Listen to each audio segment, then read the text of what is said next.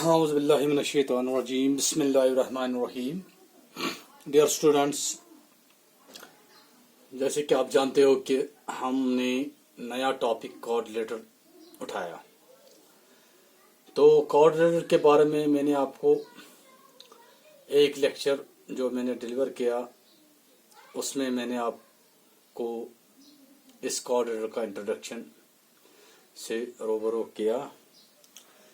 तो अब कोऑर्डिनेटर में आपको एक और जानकारी याद रखनी है, वो ये कि जो मैं आपको यहाँ पर एग्जांपल दूंगा कि यहाँ पर मैं लिखूंगा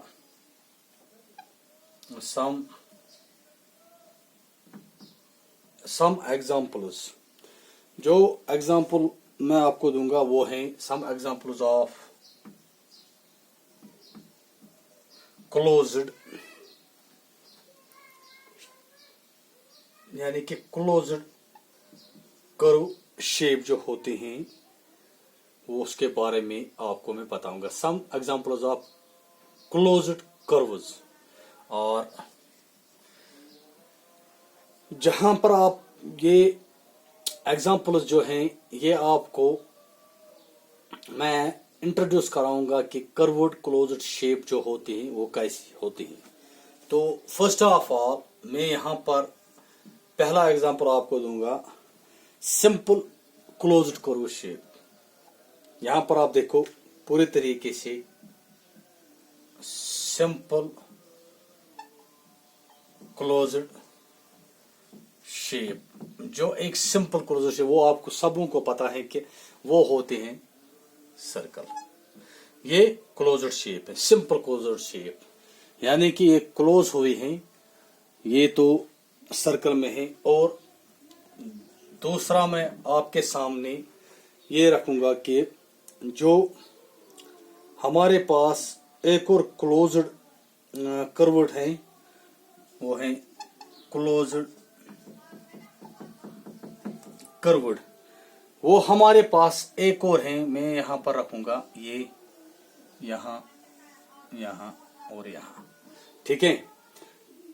लेकिन यहाँ पर क्या है कि बट ये कर्व्ड क्लोज्ड कर्व्ड शेप है, but it is not simple, but it is not simple. ये आपको मैंने सिंपल क्लोज्ड शेप, ये भी क्लोज्ड शेप है but it is not simple, it is closed curved shape, it is simple closed shape. यहां पर क्या डिफरेंस है इन दोनों का? Closed curved but it is not simple, ठीक है। तो इसके बारे में एक और बात है कि जो हमें कोऑर्डिनेटर के बारे में जानना है, पहले मैं आपको इंट्रोड्यूस कराऊंगा ये पॉलीगन से। पॉलीगन, जो पॉलीगन होते हैं, पॉलीगन्स ये जो होते हैं पॉलीगन, इसमें क्या है कि ये पॉलीगन क्या होता है, पहले मैं आपको ये पॉलीगन बताऊंगा। A polygon is a closed curved made up of the segments. ये आप याद रखो, यहां पर आप याद रखो पूरी तरीके से कि a polygon is a closed, यहां पर आप लिखो a polygon is a closed curved shape, closed curved जो है बना हुआ है, मेड किनसे? Made of line segment, line segment, यानी कि made up of line segment, so that the line, यह आपको याद रखना है, the line segment, the line segment, और या सेगमेंट्स में आप लिख सकते हो, और कैसे बना हुआ है, और the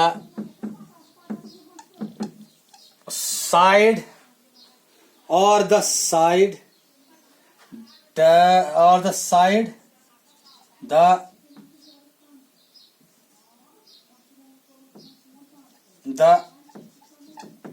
the polygon thus यहां पर हम शेप एक बनाएंगे।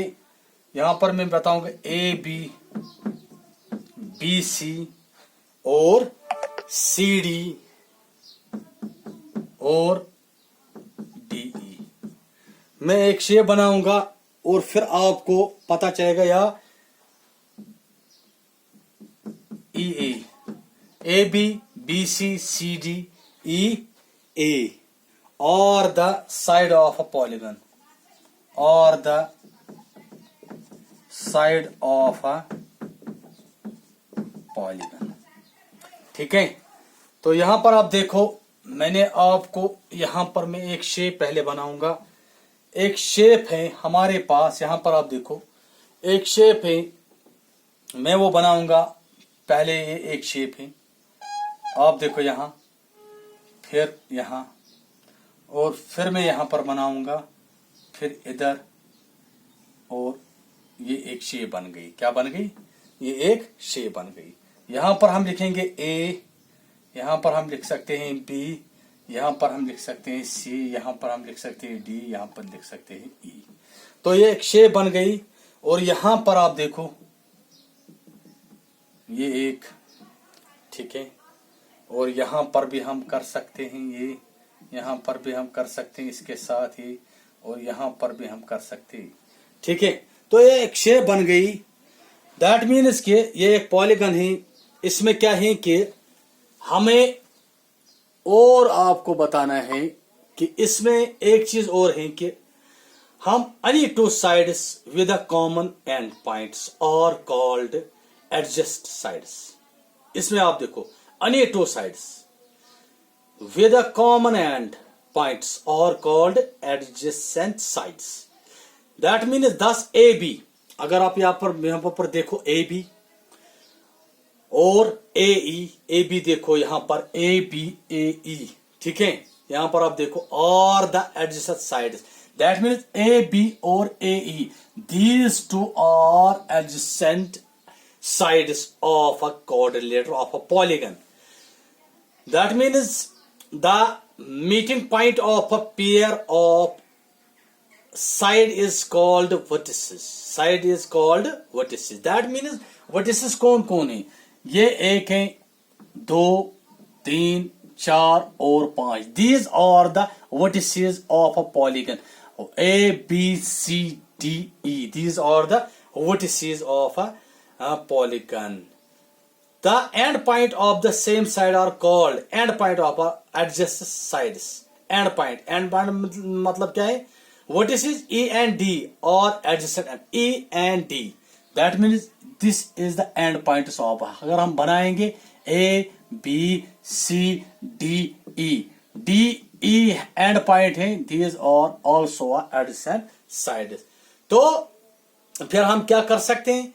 जब हमने ज्वाइन किया any two not adjacent non adjacent vertices is diagonal। तो बाकी जो अंदर जो है these are the diagonals।